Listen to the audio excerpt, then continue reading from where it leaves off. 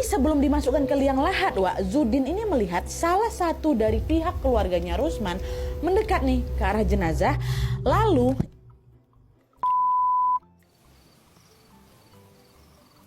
Hai, wassalamualaikum warahmatullahi wabarakatuh. Terima kasih sudah klik video ini. Oke, Wak, jadi di malam ini aku akan kembali lagi menceritakan kisah horor Wawa part 196.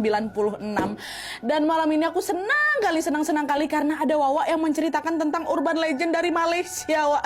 Yaitu tentang hantu kayong atau hantu bangkit.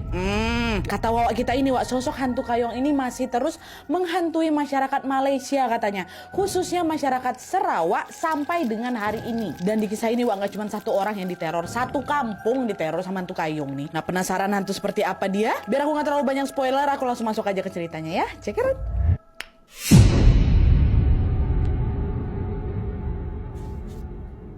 Oke, Wak, jadi kisah yang akan aku sampaikan malam ini dikirim sama Wawa kita yang bernama Izan dari Malaysia. Halo Izan, halo Malaysia. Kisah ini merupakan pengalaman yang dialami langsung sama bapaknya Izan, Wak, yang bernama Pak Zudin. Dan juga sudah dibenarkan oleh beberapa warga di kampungnya yang menjadi saksi dari peristiwa teror ini. Dan tanpa mengurangi rasa hormat untuk memudahkan cerita, kita langsung panggil aja namanya ya, Pak Cik ya. Dan selain itu juga, Wak, atas permintaan Izan, semua nama di cerita ini sudah disamarkan karena menyangkut sebuah privasi. Nanti kalian tahu sendirilah ya. Lanjut. Jadi, Wak, kisah ini bermula ketika Zudin, bapaknya Wawa ini, bertetangga dengan pasangan suami istri yang bernama Rusman dan Rohana. Nah, mereka bertiga ini, Wak, sudah bertetangga selama belasan tahun sehingga hubungan mereka bisa dibilang sangat akrab kali lah ya kan. Nah, pada saat itu Rusman ini, si tetangga ini, bekerja sebagai pelaut, Wak, dan memang sering pergi berlayar selama berbulan-bulan lamanya. Sehingga Rusman ini pun jadi sering meninggalkan anak sama istrinya di rumah dan hanya balik kampung tuh sesekali aja lah dalam setahun. Misalnya waktu lebaran gitu kan, ngambil cuti balik ke rumah gitu. Dan sisanya betul-betul dihabiskan sama Rusman di atas kapal, Wak, bekerja di kapal gitulah demi bisa menghidupi anak dan istri ya. Pokoknya pekerja kali lah Cik Rusman nih. Nah, sementara itu istrinya Cik Rusman yaitu Rohana merupakan seorang ibu rumah tangga yang juga memiliki sebuah toko kelontong gitu untuk bisa menambah pendapatan keluarga. Ditambah juga mereka ini lumayan keluarga besar, Wak. Mereka dikaruniai 6 anak waktu itu. Pun waktu kejadian ini anak-anaknya masih sekolah. Jadi masih kicik-kicik anaknya. Meski sering tinggal berjauhan, keluarga mereka ini tetap harmonis dan baik-baik saja. Rusman tetap bekerja seperti biasa, sedangkan Rohana ini menjalani aktivitasnya di rumah sembari juga mengasuh anak-anaknya. Sampailah pada suatu waktu, Wak, keluarga tetangganya bapak ini atau Rusman dan Rohana ini mulai ditimpa suatu musibah karena Cik Rusman mendadak jatuh sakit. Waktu itu ceritanya Pak Rusman ini lagi bekerja kan, tiba-tiba drop gitu. Dan setelah diperiksa nggak ada yang tahu nih, Wak, penyakit apa yang lagi diderita sama Pak Rusman.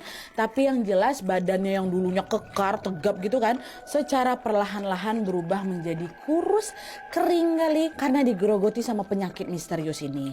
Dan selain itu yang diketahui sama warga, Wak, wajahnya Pak Rusman ini juga sudah mulai menyeramkan. Matanya tiba-tiba macam membesar gitu, macam mau keluar dari kelopak itu, tiba-tiba kayak gini.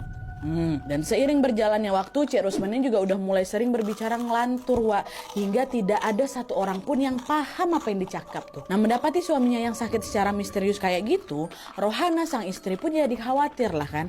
Dia udah berusaha tuh membawa Cik Rusman ini berobat kemana-mana, mulai dari klinik, dokter spesialis, bahkan ke berbagai pengobatan tradisional, Wak. Tapi itulah dia, sayangnya semua upaya itu belum membuahkan hasil. Kondisi Cik Rusman ini justru semakin hari semakin parah kan. Dan waktu itu sempat tuh terbersih sama Rohana, sempat curiga juga dia, apa jangan-jangan suami aku nih kena penyakit kiriman gitu ya. Tapi agak nggak mungkin juga, suami aku nih orangnya nggak neko-neko kok, jadi nggak mungkin dia ini punya musuh, nggak mungkin dia ini sampai bermasalah sama orang lain, dia nih orang baik. Itu keyakinan istrinya, Wak. Warga pun juga beranggapan kayak gitu, nggak ada yang nggak suka sama Cik Rusman nih. Di situ Rohana hanya bisa berdoa supaya penyakit suaminya ini segera diangkat. Tapi sayangnya harapan itu tidak terwujud, Wak, karena pada suatu hari Cik Rusman dinyatakan meninggal dunia. Meninggal. Nah, setelah kabar tentang kematian Cik Rusman ini diumumkan, para tetangga termasuk Pak Zudin, bapaknya Wawa ini, saling lah itu kan berdatangan ke rumah untuk bertakziah dan juga mengaji bersama malam waktu itu meninggalnya.